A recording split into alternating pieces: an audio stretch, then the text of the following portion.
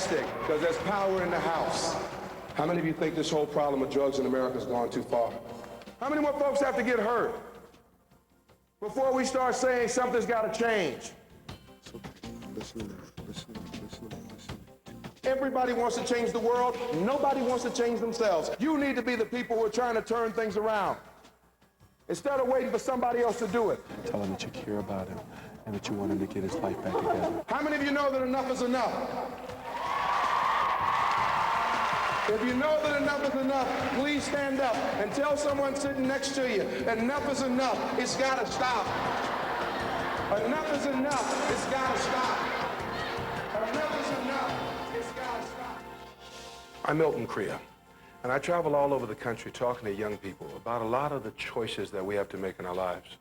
No matter who you are, as we go through our walk in life, we come across a hallway of doors kind of like this one. It seems to me that you all have to walk down this long corridor.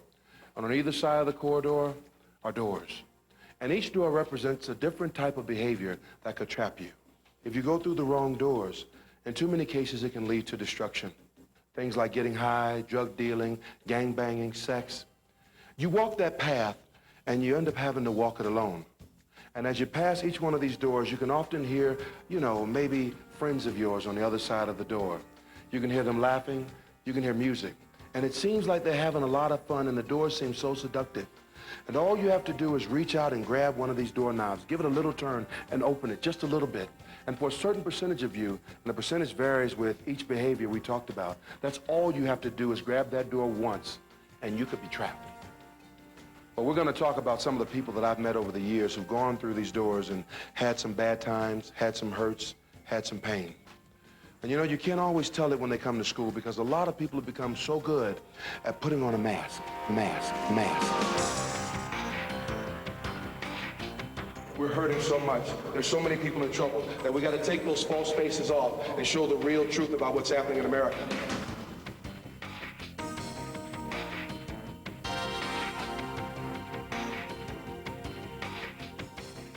See, one of the reasons why, folks, I'm not going to let you all in this room or anybody else that I meet in America, when it comes to drugs and alcohol, wear a mask and act like nothing's wrong, act like everything's okay, it's because we're in so much trouble right now, it's frightening.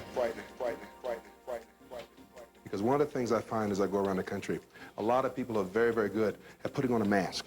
And they wear that mask around every day and they make everybody think everything is fine, when inside that person could be hurting. We're going to talk about that and look at it. But now, one of the things you need to understand, too, is this stuff can hurt people. You got to be one of the people who helps us, man. Don't let him die and be in vain, okay? And when you're young, you want to fit in with the other kids.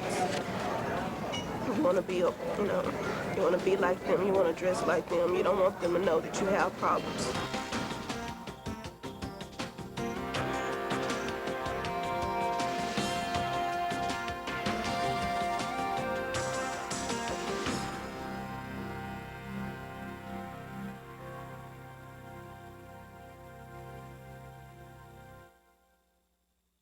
One of the choices we all have to make is whether to use drugs or not.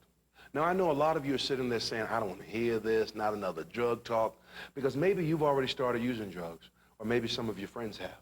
And a lot of you think drugs aren't a big deal because you don't use them that much. So you think that so long as you're not addicted, it's okay. And some of your parents even think that. Let me tell you something. You don't have to be an addict or an alcoholic for drugs to hurt you, to destroy you.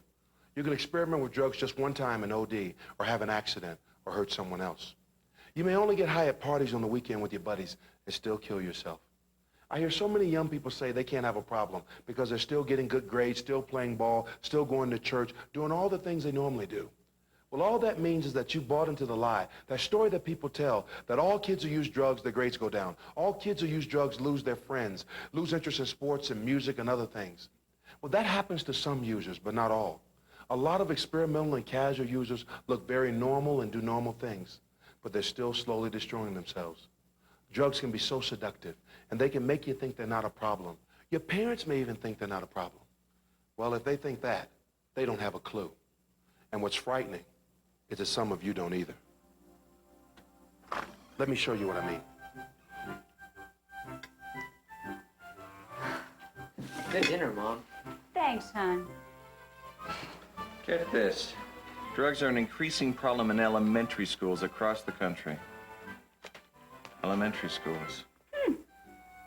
Thank goodness we don't have any problems like that around here.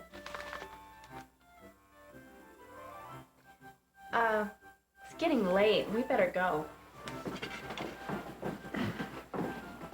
Here, get some snacks for your friends. Have a good time, all right?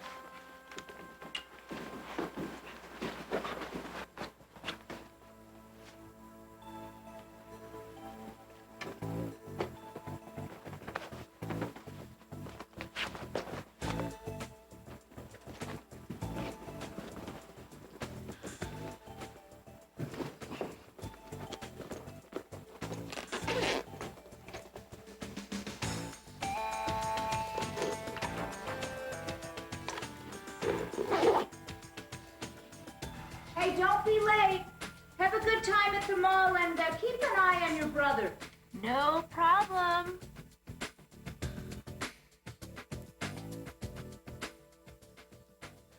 These people don't have a clue. Mom and dad, they think it never happened to their kids, not in this neighborhood. Little brother thinks he can just stay out of it, ignore the whole thing. Barb, she thinks that she can do whatever she wants to do. She's just having some fun. It'll never hurt her. That is so funny. That happens every time we get together. She's a freak. And look what I have for later.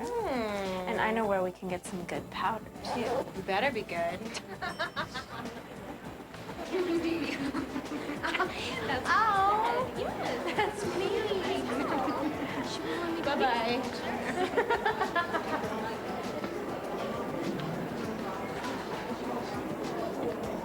I wonder where she's going. You know where she's going. How many of you can think of a friend of yours that when you're around them, they're fine? You get along great, you have a lot in common, but sometimes certain other people come around and all of a sudden the person changes. They don't act like the same person. They don't act like the same kids you go to church with on Sunday. All of a sudden they've changed, they're different. Well, you know what that person did? They just put on a mask. And it's very normal, a lot of us do that, but sometimes it can be dangerous because maybe you end up fooling yourself about who you are and what you're really all about. Have you ever had a friend of yours that you knew was in trouble, and yet they still came to church every Sunday, they went to school every day, and acted like everything was fine, and you knew they were in trouble? Well, you know what that person was doing? They were putting on their mask as well. Again, a lot of us do that. Have you ever had a friend of yours who was so busy trying to make everybody think they're cool that some of the things they did to make people at school think they're cool or to make folks around the neighborhood think they're cool, they're things that you knew that it's totally against everything that they believe in. It's against God, it's against the Bible, it's against what they believe in, and yet they do it because they want everybody to think they're cool.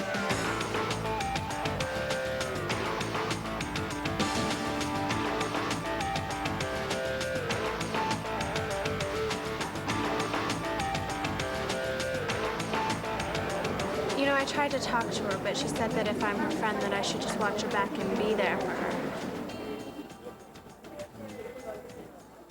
Be there. Be there? Her friends know she's in trouble. Her brother knows she's in trouble. Her brother, he's staying out of it because he doesn't know what to do. Her friends, they don't want to hurt her feelings. Maybe being there isn't enough. Some of you have friends that are doing things that you know can get them in trouble too. And maybe you're just being there. That's not enough. You know you don't even have to use drugs for drugs to destroy you. I've met young guys who sell drugs, don't use. Now, I'm quick to tell you they don't use because they think it's stupid. Instead, they sell drugs because they're going to get rich. A lot of them go to jail. A lot of them, instead of getting rich, they get dead.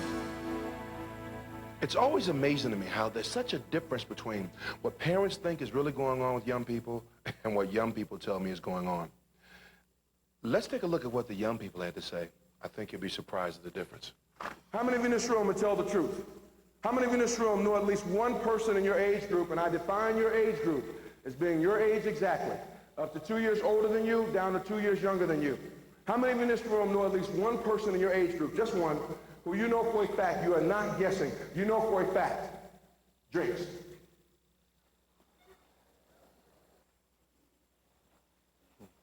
Hands down. I asked your children in your community, right down the street, 300-400 yards from here, I asked your children a series of questions. I'm going to tell you what I asked your kids, then I'm going to tell you what your kids said. How many of you in this room know at least one person in your age group who's already started smoking pot, marijuana, whatever you want to call it, marijuana, reefer, blunt, chronic, What percentage you think, Dad? 50?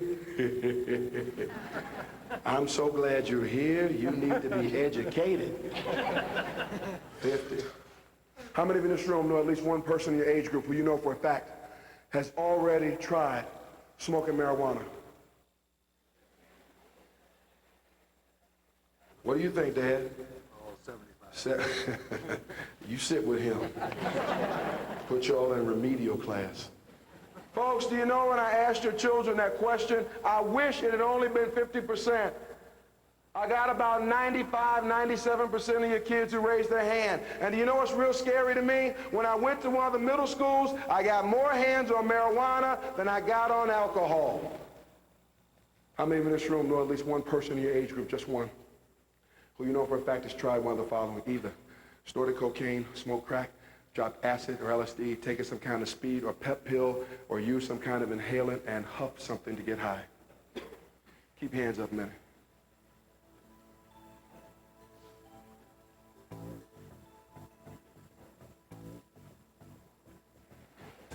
I come into a school like this, I talk about drugs and alcohol. Some of you think no big deal. But you know what I can tell you? 1 out of 4 girls in this room is going to get sexually assaulted or raped before she reaches the age of 35. And the guy who does it to her, in many cases, they will be under the influence of alcohol. And I can tell you, if it happens to one of you young ladies, you're not going to say, at least it's just a little alcohol. It's going to be some pain, some embarrassment, some hurt, something that'll stay forever. And you know what makes it so bad? Some of you in this room, it's already happened to you or somebody in your family. So let me ask you another question. And I apologize because for some of you, this is a painful question. I apologize in advance. But you tell the truth. How many of you in this room have a female in your family, either your mama, one of your sisters, a cousin, an auntie, or a grandma, or one of your real good friends who you know for a fact, you're not guessing, you know for a fact, has already been either sexually assaulted, raped, or beaten by a boyfriend or husband? Y'all keep your hands up a minute. Keep your hands up a minute. Everybody else look around. Y'all look around. Administrators look around. Teachers look around. Those of you who thought this was funny, look around. Y'all look around. There's something wrong with that many of us knowing somebody that's happened to. You know what's frightening to me and embarrassing? As I looked over in this section right here, and I'm not going to embarrass anybody, but I looked over in this section right here, and there was a guy, when I started talking about girls getting raped, and he knows who he is, he looked at the person next to him and started smiling. And for young ladies in this room, I hope not one of you ever dates this idiot, because anybody who thinks a woman being violated is funny, he ought not ever have a date. He ought to date a dog somewhere.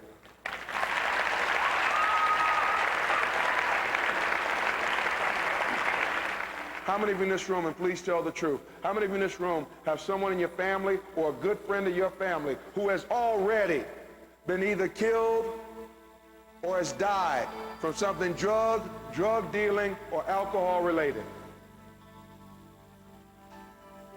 Y'all look around. How many more folks in your community got to die? How many more folks have to get hurt before we start saying something's got to change? It's time to take the mask off, because no matter how well you think that you're hiding what's going on in your life, there are people who know. They can see through. Whether your mask is something like this, or whether your mask is how you wear your clothes, or the attitude that you show people, there are people who will know what's going on. And if nobody else knows, don't ever forget, God knows. If you got somebody in your family who's in trouble, you got a friend of yours who's in trouble, you need to get them some help. If you don't know what to do, that's okay, but it is not okay for you not to try. If you don't know what to do, you start by talking to somebody. If you don't know who to talk to, start by talking to one of your teachers. If you don't want to talk to your particular teacher because you think they don't have a clue, you may be right. They may not. Then you find somebody else you can talk to. Don't want to talk to the teacher, go talk to the principal. Don't want to talk to the principal, talk to a coach. Don't want to talk to the coach, go talk to the assistant principal. Don't want to talk to them, go see a counselor. Don't want to talk to them, I'm in no rush. Before I leave here, you talk to me. But this isn't play, folks. This is real life, and real people get hurt, and real people are dying. And everybody acts like no big deal. I went down to the wonderful little area called Covington, met a cop there, came up to me after the program. He said, man, I had the worst bust of my life recently. I said, what do you mean? He went on to tell me he just busted a young white female, housewife, mother of 2. She married well, said she was an extremely beautiful young lady. The kind that when she was in high school, I think she was a homecoming queen at her high school, beautiful young lady. Well, she ended up marrying a guy who made good money. She didn't have to work. She was a housewife, had 2 kids, but you know what? She got strung out on prescription drugs. And after she was strung out on prescription drugs, one day somebody introduced her to something called crack cocaine, and she got hooked on crack cocaine. And after she got hooked on crack one day, this guy ended up arresting her because one day he was on the vice squad. While he was on the vice squad, they went to bust a prostitution ring. They also found that these folks were making movies in there. And when they got in there, they found that there was an adult who was having sexual intercourse with a 5-year-old child. And they were filming it for a movie they could sell.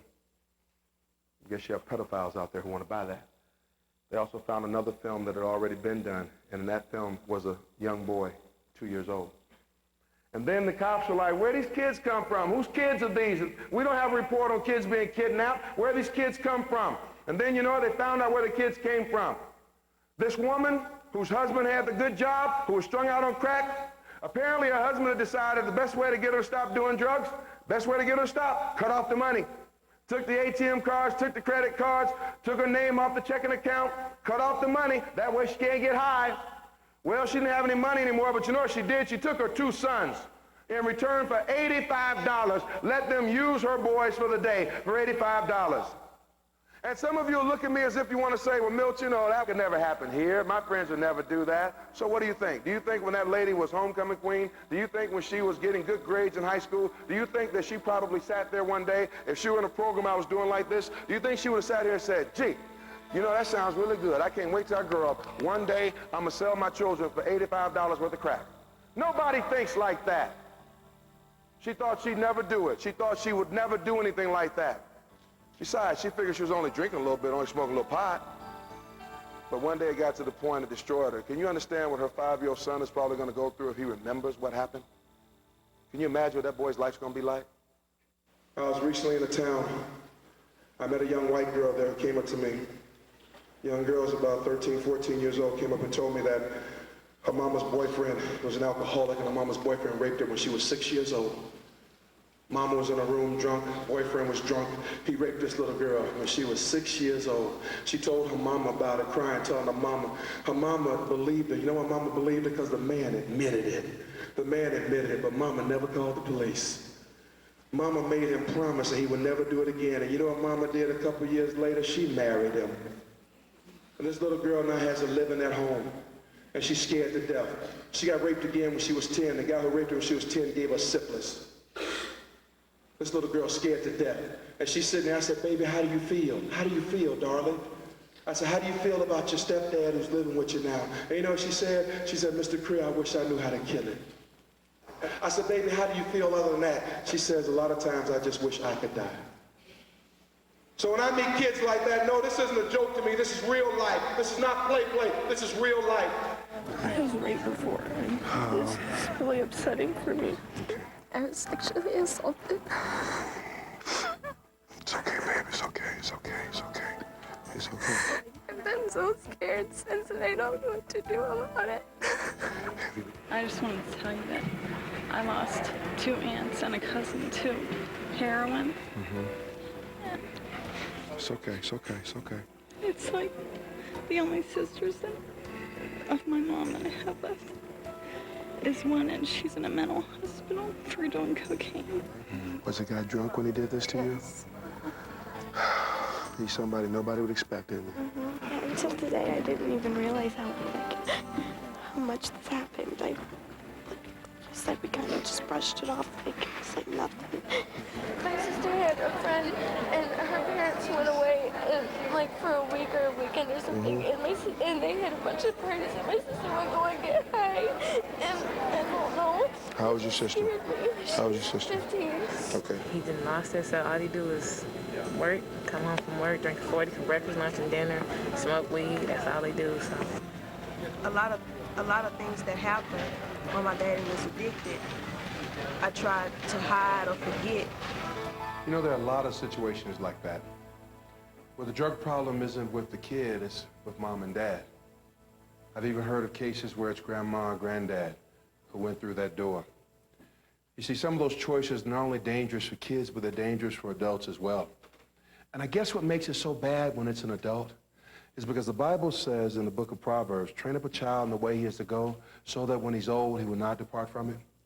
Well, I don't think making a bad decision and going through that wrong door, that's not a way a parent ought to lead a child in the way they ought to go. But too often we see that happen. It hurts if mom or daddy have a drug problem. You see, it doesn't just hurt mom and dad, it hurts the whole family. Believe me, it hurts if mom and dad are getting a divorce because of mom or dad's drug problem. It hurts if mom or dad, one or the other, is about to lose their job because of a drug problem. It hurts if mom or dad have done so much dope that the family's about to get evicted and put out on the street. I remember I met a young man a while back. I spoke at his high school, tremendous young man. And he came down to me after a program where I spoke there, and he was crying. He ran down, he hugged me, and he was crying. He wasn't just a few tears. This kid was boo-hooing like a baby. And I noticed something when he came down. It's like all the guys on the football team and the basketball team kind of circled us in a big huddle so that nobody laughed at this boy when he was crying, because all his friends there on the sports teams, they knew what was going on. This kid came up to me and said, "Mr. Creagh, I just can't take this no more, man. I just can't take this no more." I said, "What is it, brother?" He said, "Man, my mama strung out in that crack rock, and we about to get evicted out of our place."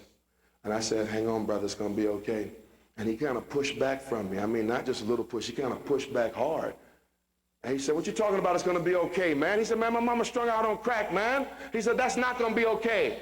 He said, "What you talking about? That's not okay." He said, "I got a little brother at home watching that stuff. It's not okay." And then he went on to tell me that one day he went into the locker room looking for some of his partners, one of his buddies. He said he went in there and he said he couldn't see his buddy. It was football season. He's a basketball player. And he said he heard some of the guys in the shower laughing and joking, so he went over there, figured his buddy was over there. Said he started walking over there, but he said then when he got over there, he could hear what they were talking about. And he said, "Man, they were over there." He said, "They were over there laughing and talking." He said, "You know what they were talking about?" He said, "They were over there laughing and joking about what my mama has done to people at the crack house when she didn't have any money and couldn't afford to pay her dope." He said, "They're supposed to be my friends, and they're over there laughing about my mama and what she's doing to people at the crack house." And he said, "You know what made it so bad, Milt?" He said, "What made it so bad is I knew they were telling the truth." So you know what this kid did? All-state basketball player, quit the basketball team, stopped playing ball. You know what he did? Started selling crack. He wasn't a bad kid, but he didn't want his mama selling her body for dope. He didn't want his mama doing things like that. He didn't know how to get his mama to stop using drugs, but he did figure out he knew how to bring in some money so his mama wouldn't have to do that. So he started selling rock so his mama wouldn't prostitute herself. So when I meet kids like that, now that upsets me. You know, Robbie's a great kid. He changed things. He turned his life around by finally taking off that mask.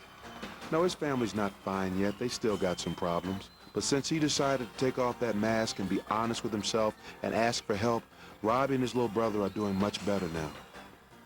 You know, from time to time, I still come back to this gym where Robbie used to play.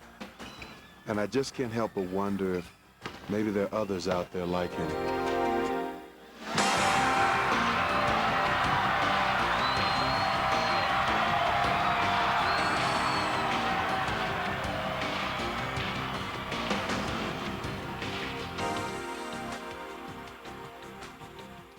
I wonder if there's a Robbie on the court tonight.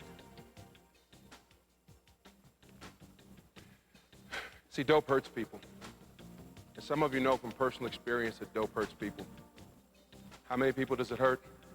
Just last year in this country, we lost more people because of drugs than we lost in all 12 years of the Vietnam War. And yet some people still want to act like it's no big deal. Maybe it won't hurt you, maybe it's your mom or dad, but no matter who it is, it hurts. And we're in trouble, and enough is enough, and it's not going to change until we realize we got to get involved and do something. And no, it's not just people in the inner city. We know that the majority of the drugs are used primarily by white, middle-class, suburban people. I don't care if you're black, white, red, green, or what. Dope doesn't care either. It hurts anybody, anytime. And enough is enough. And it won't change until you and I decide to make it change. You see, the truth is that this door is always open to you or me or anyone else. And what the door represents is you making the right decisions about your life or making bad decisions. Well, if you come through this door that talks about doing the right thing, you got to understand one thing. Take that mask off.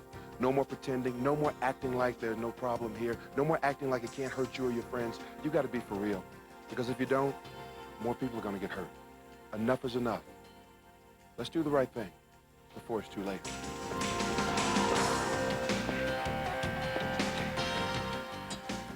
Just about all of you know at least one person who's in trouble with drugs or alcohol. It may even be you.